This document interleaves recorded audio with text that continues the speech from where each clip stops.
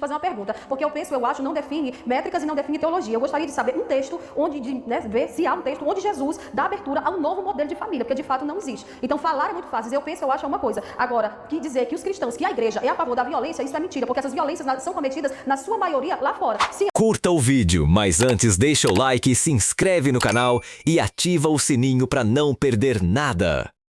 A culpa continua sendo do pecado. Somos seres humanos caídos e por causa do pecado nós cometemos inúmeros erros que só a graça de Deus é poderosa o suficiente para nos trazer à luz e não trazer essa relativização do pecado. Não, o pecado ele causa separação entre o homem e Deus e Jesus veio, deu a sua vida por nós para que através da morte de Cristo hoje nós pudéssemos estar aqui. Maria pode ter passado por um conflito de identidade no que diz respeito a Jesus, quando ela o chama dizendo, olha, nós estamos te esperando, seus irmãos estão te chamando. E Jesus, quando ele faz esse questionamento, inclusive muito duro para Maria, né, como mãe dele, quem é minha mãe? Quem são meus irmãos? É aqueles que fazem a vontade do meu pai. Jesus está dizendo para ela assim, olha, eu sei que eu nasci da tua barriga, mas olha, eu sou filho de Deus. Peraí, eu vim para uma outra missão, não necessariamente uma questão comunitária de dizer que os irmãos, de fato, eram irmãos biológicos. Não, era quem fazia a vontade do pai. Bom, eu gostei desse termo que você utilizou, né, de Jesus, não é uma questão biológica. Para mim, eu acho que passa também, implica questão biológica, porque quando ele fala isso, ele está inaugurando um projeto de evangelho que cuida dessa comunidade e que posteriormente isso vai ser confirmado na Carta do Novo Testamento, que vai dizer, não há mais judeu, nem grego, escravo, nem homem, nem mulher, todos somos um, aquela coisa toda. Se é um projeto de unidade, se é uma coisa relacionada à superação dessa lógica familiar, inclusive entra nesse lugar de nepotismo também, de dar mais crédito para um do que para outro, então você tem que ter esse projeto. Outra coisa que eu acho muito importante da gente pontuar é que existe muita violência feita com pessoas que não se encaixam dentro do padrão de família, a partir desse discurso bíblico. E aí o que a gente precisa entender enquanto cristão? Eu entendo o direito de vocês, como conservadores, defenderem certos tipos de posicionamento, mas há de se tomar a responsabilidade de que esse discurso instrumentaliza ações de violência contra populações minoritárias LGBTs. Isso é um fato, né? Assim, a gente pode questionar, pode falar, olha, isso é uma questão de um indivíduo, mas se a gente olhar nos dados estatísticos, o que a gente tem é que o Brasil está sempre no ranking de feminicídio, como é que é, meu Deus? LGBTfobia, né, de morte da população LGBTs e principalmente pessoas transexuais. E aqui entra um detalhe importante, que a gente pode sim entender que não é a visão perfeita de família dentro dessa construção de teologia, mas isso não nos dá munição para invalidar outras famílias que não façam parte da nossa percepção de família. E aqui eu falo nossa, porque isso para mim não é um problema, mas eu entendo que hegemonicamente o cristianismo se coloca nessa posição. Eu acho que também tem uma questão que passa desapercebido muitas vezes quando a gente usa esse discurso do conceito de pecado, que pecado ele faz alusão à dimensão da morte no texto bíblico. Então a gente tem uma tensão no texto bíblico que é o reino da vida em contraposição ao domínio da morte.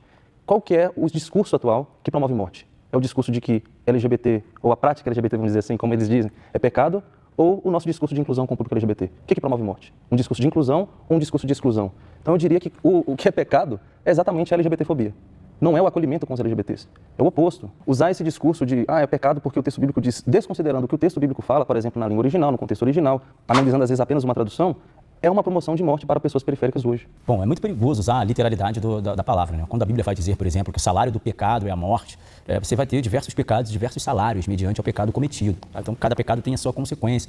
Da mesma forma que o Código Penal, ele assim se assemelha, né? Uma pessoa que roubou uma bala, ele não vai tomar a mesma pena de uma pessoa que matou uma outra pessoa. Tá? Então, quando se fala de morte ali, no livro de Romanos, se fala da morte espiritual, embora também existem pecados que o cara vai formar na boca, por exemplo, virar traficante, que é um pecado, e ele está sujeito a tomar um tiro na cara. Vai ser uma morte literal também neste caso, mas na grande maioria das vezes está se tratando da morte espiritual. Então, quando se relata o pecado, se for a questão do homossexualismo, da união homoafetiva e tudo mais, a gente não está aqui propagando a morte dessa pessoa do ponto de vista literal, é do ponto de vista do pecado, que pode sim gerar a consequência da morte espiritual. A Bíblia vai dizer que o salário do pecado é a morte. Assim, óbvio que a gente está dentro de um debate na cosmovisão cristã. Do ponto de vista da cosmovisão social, do que a sociedade vai dizer, o casamento entre pessoas do mesmo sexo, gente, o casamento é um contrato. E é por essa razão que esse contrato hoje pode ser com união parcial de bens e com união total de bens. É nada mais, nada menos do que um contrato. Agora, o sacramento, o religioso dentro disso, que vai implicar em diversas condições. Eu já conversei com pessoas que são casadas e do mesmo sexo, que elas disseram, não, a gente só quer ter um contrato social aqui. Outras não, outras querem casar dentro de um altar de uma igreja. Se você quer fazer desse contrato social um sacramento, precisa estar, de fato, basilado ou baseado de acordo com essa religião que vai celebrar o seu casamento. E dentro de uma religião cristã, não permite o casamento de pessoas do mesmo sexo. E essa criação de Deus, trazendo para o Gênesis, isso vai se assemelhar, inclusive, em outras espécies da natureza. Você tem o leão com a leoa, você tem, né, enfim, você tem essa questão genética e biológica também acontecendo e replicando no mundo animal. Entendeu? E quando Paulo fala sobre não existir homem, mulher, escravo ou servo, e essas outras coisas aí, ele não está necessariamente criando um modelo novo de evangelho. Pelo contrário, o contexto ali, como foi dito, que não se pode usar um contexto único, uma visão única bíblica para definir o todo, esse contexto ali, Paulo está falando unicamente de salvação. E agora eu gostaria de fazer uma pergunta, porque eu acho, não define métricas e não define teologia. Eu gostaria de saber um texto ver se há um texto onde Jesus dá abertura a um novo modelo de família, porque de fato não existe. Então falar é muito fácil, eu acho é uma coisa. Agora, que dizer que os cristãos, que a igreja é a favor da violência, isso é mentira, porque essas violências são cometidas, na sua maioria, lá fora. Se algo é dito, se algo é falado, isso não é no contexto cristão de igreja. Tá, essa violência acontece sim dentro da igreja evangélica com fundamentação teológica do discurso evangélico. Então, eu conheço pessoas, por exemplo, que tiveram parentes que foram vítimas de suicídio por conta de homofobia dentro da igreja. A pessoa preferiu tirar sua própria vida do que ela continuar no pecado da homossexualidade. Não precisa apresentar um texto bíblico que Jesus fale, tipo, olha, abrir um novo modelo familiar, porque existiam vários. Vocês que estão tentando fechar. Não é a gente que está tentando abrir alguma coisa. Vocês estão tentando fechar e falar, o único modelo correto é o modelo burguês, que é o modelo... Bíblico. Não, Bíblico. Tá bom, então, o que eu diria é que, de novo, não compreendem também a dimensão do que é morte existencial, morte literal, vamos dizer assim, e domínio da morte. Porque se você pegar a narrativa, inclusive de Levítico, que está no centro da Torá, que na Taná seria a coisa principal, a Bíblia hebraica, no Antigo Testamento, vamos dizer assim, Levítico ele fundamenta a ética judaica a partir dos ritos e dos mitos próprios, de construção própria do sacerdote levítico. Então, quando você analisa lá, por exemplo, a contraposição entre vida e morte, é do domínio da morte. Quando o texto bíblico ali fala que um homem não pode se deitar com outro homem, não está falando de uma relação homoerótica, homoafetiva, está falando de uma relação de sêmen, de produção de vida. Porque em nenhum momento o texto bíblico fala de mulher não poder se deitar com outra mulher, fala? Não fala. Por que fala só de homem com homem? A preocupação é outra, é simbólica. Não tem essa preocupação que vocês estão tentando colocar dentro de uma dimensão moral burguesa. Eu acho que eu gostaria de desenvolver aqui uma fala que a irmã virou e falou assim, onde está escrito na Bíblia? Eu já apresentei o texto bíblico. Sim. E a gente tem que entrar num acordo que quando você contrariou o colega, eu não li nenhum comentário bíblico que eu li e apareceu isso que ele está falando. Sim, porque você deve ter a sua preferência institucional, teológica, bíblica e etc. Mas existem, assim, vários teólogos que já discutem essa corrente há muitas décadas. Posso Se a citar gente vários. tem uma preferência ideológica de ler alguma... Richard Middleton, Mark Smith, enfim, tem vários. John Walton. John Walton, inclusive, é conservador, tá, gente? Aqui, ó. Não, mas é uma leitura literal, poxa. Mas aí, se a gente trabalha com teologia, a gente não lê comentários bíblicos feitos por teólogos, então não tem por que continuar na teologia, né? Mas continuando aqui, a letra mata e o discurso pode ser sim uma ferramenta de ódio. E quando vocês defenderam a bancada evangélica dizendo que por que não votar numa bancada que tem uma defesa pela vida e etc., que a gente pensa num lugar ideológico de concordância? Porque isso também pode ser um aparelhamento para impor, por exemplo, o retrocesso dos direitos dessas comunidades LGBTs. E isso é um problema que ultrapassa a esfera da crença individual. As pessoas não votam em bancada, volto a dizer, as pessoas votam em indivíduos. Não dá para você entender um conceito de família não tradicional, por exemplo, a família que tem primos, que está morando ali no mesmo quintal, que é um pouco da relação da construção da família latino-americana, por exemplo. Bom, não dá para dizer que eu não vim de uma família, uma vez que meu pai me teve com a minha mãe solteira, minha mãe me criou sozinha, né? Isso não significa que eu não tenha tido uma família desestruturada, mas eu fui gerado por uma mãe mediante a ela ter o coabitado, digamos, uma leitura bíblica, né? Com meu pai. Se ele foi um irresponsável e não quis ter a dádiva de criar um filho, assim como eu faço com o Emanuel, é uma decisão dele, mas isso não descredibiliza isso como uma família. É uma família, mas é uma família totalmente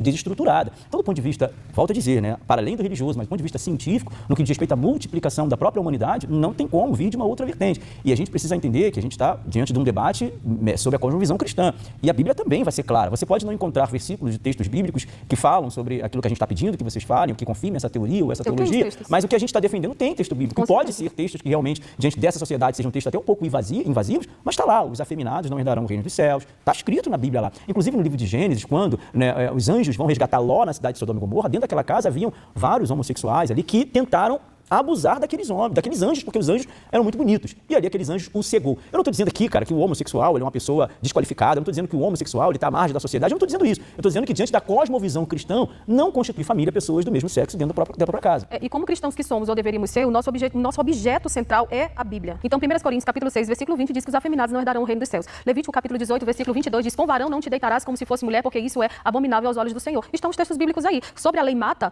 a letra mata, o que ele está dizendo? A lei mata, porque a lei era olho por olho e dente por dente, mas a graça de Cristo se mostrou salvadora a toda a humanidade. Só que essa graça não deve ser motivo para que eu venha banalizar a vida e dizer, não, eu estou vivendo o tempo da graça. No tempo da graça, Deus matou Ananias e Safira por causa de uma mentira. Então, se eu como cristão fico relativizando o pecado e dizendo que a realidade de alguém, ou que o contexto que aconteceu lá em determinado tempo, ele está acima do que a Bíblia ensina, eu não estou sendo um bom cristão. Porque para ser cristão tem que defender os valores da palavra de Deus. Já prega, né? É engraçado porque, segundo eles, então, o lesbianismo está liberado dentro da igreja evangélica, tá, gente? Porque o texto bíblico fala só de homem com homem, não fala de mulher com mulher. Você não põe palavras na minha boca. Não, mas ela disse, pelo amor de Deus, ela citou o por texto favor. bíblico. Não, senhor. Gente, eu vou zerar o tempo de novo, tá? Vai lá. Vamos ver. Então, segundo eles, então, já que a gente vai fazer uma análise literal do texto bíblico, lesbianismo está liberado dentro da igreja evangélica, já que só tem uma crítica em relação a sexo de homem com homem, não fala em relação a sexo de mulher com mulher. Então, na igreja agora evangélica está liberado o lesbianismo, menos a homossexualidade de homem com homem, tá bom, gente? Sobre a passagem do texto bíblico de Sodoma e Gomorra, não tem nada a ver com homossexualidade. É a primeira vez que eu vejo o conservador falando que anjo tem sexo, inclusive. Porque se ele apaixonou pelo anjo lá e tal, então tá bem ligado com o Tomás de Aquino, assim, discutindo o sexo dos anjos e tal, enfim. Eu diria, então, o Thomas Homer, por exemplo, que é um dos maiores pesquisadores da Bíblia hebraica, do Antigo Testamento, ele tem um livro especificamente falando sobre esse tema, e ele vai falar que a relação ali é crítica a relações de violência com povos que não são daquela região, com povos... Ferindo a lei de hospitalidade. De hospitalidade. Então, a crítica ali é a hospitalidade. O próprio Cristo, tá, gente, faz uso dessa passagem no Novo Testamento, falando que, se alguém um dia rejeitar vocês na hora que vocês entrassem na casa deles e tal, vai ser pior com eles do que aconteceu em Sodoma e Gomorra, porque o problema é a hospitalidade. Mas, de novo, o problema é ideológico. Não é bíblico. Eles não tem problema, para eles, a defesa do texto bíblico. Para eles é uma dimensão ideológica. Então eles vão fazer caber uma coisa que não existe no texto bíblico para fazer uma crítica à homossexualidade. De novo, demonstrando que a sua dimensão ideológica que está oculta. Em todo momento, quando eles vão defender alguma dimensão ideológica, eles vão falar assim, é o texto bíblico. Não é o texto bíblico. É a ideologia que promove uma leitura específica do texto bíblico. Sodoma e Gomorra não fala a respeito de homossexualidade. É interessante também que, se a gente for buscar no fundamento da palavra, um próprio profeta chega e fala qual era o pecado de Sodoma e Gomorra. Sim. Injustiça e desassistência com os pobres da sua região, etc e tal. Mas um elemento interessante da gente pensar aqui também, né, aproveitando para falar um pouco sobre isso, é que, para além dessa questão, eu acredito que, se a gente for olhar para o texto bíblico, a gente também tem que ver quais as lutas a gente vai travar dentro do literalismo bíblico. Porque se a gente for defender ferrenhamente o que está descrito na palavra a respeito de formação de família, é necessário que a gente defenda ferrenhamente o que se fala sobre acúmulos de riqueza e sobre ricos, no geral. Assim. Então a gente tem que estar disposto a ser radical na defesa do texto bíblico, por exemplo, de condenação dos ricos, como eu já tinha citado para vocês lá na carta de Tiago, que é explicitamente financeiro e econômico. Tanto é que a proposta de Apocalipse, de novos céus e novas terras, passa pelo quê? Pela divisão, pela partilha e pela fartura. E pelo fim das dores, das lágrimas, etc. Então o projeto de salvação messiânica também passa por esse lugar, de superação dessas desigualdades, que era o pecado de Sodoma e Gomorra. Bom, a literalidade da palavra, né, quando fala sobre os afeminados não herdarão os reinos dos céus, cara, tá muito claro. E volto a dizer, isso aqui não é uma negativa de relações humanas na sociedade moderna. Eu não estou dizendo aqui que você não pode casar com uma pessoa do mesmo sexo. Volto a dizer, o casamento ele é um contrato social, um contrato. Tanto que ele é de parcial de bens, ou comunhão total de bens e tudo mais. Se você quer trazer isso para dentro da cosmovisão cristã, você vai ter que se adequar a essa realidade cristã. Então a gente está falando sobre uma coisa simples aqui, a família tradicional. A família tradicional é que vai progredir, vai fazer com que a humanidade progrida como seres humanos. Isso é fato, diz respeito à procriação, diz respeito à genética, diz respeito à ciência e tudo mais. Então, assim, isso precisa ser respeitado, né? Isso é tão sério, precisa ser tão respeitado, que eu não vou nem para a linha do pecado em si, do que diz respeito à questão espiritual, mas à questão biológica. Quando você tem pessoas da mesma família, por exemplo, mesmo sangue, digamos assim, que se relacionam por algum motivo e tudo mais, aí você vê, do ponto de vista genético, as crianças acabam nascendo ali com alguma situação difícil, do ponto de vista de locomoção, às vezes psicológica, justamente pela junção do mesmo sangue. Então, assim, é muito claro que a gente vê na Bíblia, é muito claro que a gente vê como construção de família tradicional, pai e mãe. E é óbvio que existem diversas políticas, existem diversas maneiras de tentar trazer para dentro desse núcleo familiar algo que não seja tradicional, mas do ponto de vista científico e religioso, cristão, que é a base desse debate, não ideológico, mas cristão. Cristianismo não é ideologia. É muito claro, muito evidente o que é a família tradicional e a defesa dela.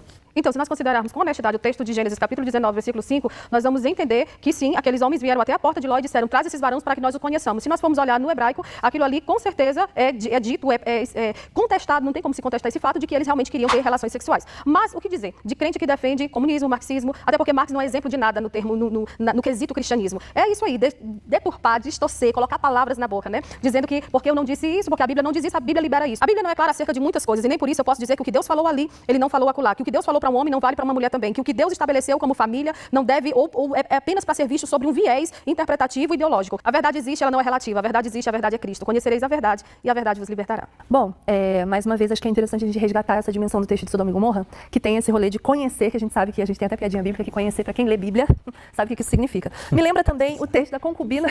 Desculpa. Tu sabe o que é. Me lembra o texto da concubina de Juízes, né, que é um texto de terror do Velho Testamento, é um texto de uma violência muito semelhante ao que tentaram fazer em Sodoma e Gomorra e que passa por esse lugar de ferir a lei de hospitalidade, que para o Antigo Oriente era uma coisa muito importante. A partir do momento que um convidado, uma pessoa estrangeira, estava debaixo do seu arraial, né, da sua comunidade, do seu clã, você devia essa responsabilidade de cuidado com a integridade da pessoa dele. E no texto da concubina de Juízes, essa mulher, ela vai ser violentada a noite inteira, cai morta na porta da hospedaria que ela estava, né, o marido se trancou, o proprietário dela, né, e deixou ela para trás, e aí depois ele vai lá e esquarteja essa mulher 12 vezes e deixa um pedaço do corpo dela em cada tribo de Israel, né, para poder fazer juízo a essa violência e tudo mais. É um texto delicado e complicado, mas o verbo utilizado é o mesmo. Essa condenação de Sodoma e Gomorra tem a ver com porque é uma antiga, antiquíssima arma de guerra. E esse é o ponto. É a violência da forma mais vil e baixa a um ser humano que está na dependência da lei de hospitalidade. Eu diria também que, para um contexto do Antigo Oriente Próximo, onde povos nômades é muito comum, você lidar com dignidade para uma pessoa que é estrangeira é de extrema importância. Então, se você está assumindo que de alguma forma é homossexualidade, você está falando que a postura de entregar as filhas é mais legítima do que a homossexualidade. Então, vamos entregar então 2 mulheres para serem abusadas por aquele homem? O discurso é exatamente a hospitalidade por isso. É melhor que faça com o meu do que com um hóspede. Porque num contexto de nomadismo, o hóspede é muito importante. Então, eu não estou defendendo aqui o anjo nesse sentido. Eu disse que como é um discurso de um conservador, que geralmente trata de forma literal, o anjo não teria sexo. Exatamente. Outro ponto importante é a pergunta: toda família é projeto de Deus? Toda família que está dentro dessa configuração, homem, mulher e tudo mais, isso configura uma família? A gente teve um exemplo agora no Tribunal de Minas Gerais, que o juiz decretou que um homem de 35 anos tendo uma relação pedófila com uma criança, né, um adolescente de 12 anos, seja consensual, não seja consensual, à vista de todos, que ninguém se chocava nem a família, aquilo ali era uma conjunção familiar. Eu repreendo isso em nome de Jesus. A gente precisa ter uma dimensão de que não é porque tem um formato tradicional que é o ideal. Sim. Entende? E só para finalizar, para mim fica claro que é uma ideologia, que vocês não conseguem assumir e vão falar que é pessoa. Sentiu, no segundo bloco, cara. Curtiu o vídeo? Então deixa o like, se inscreve no canal e ativa o sininho para não perder nada.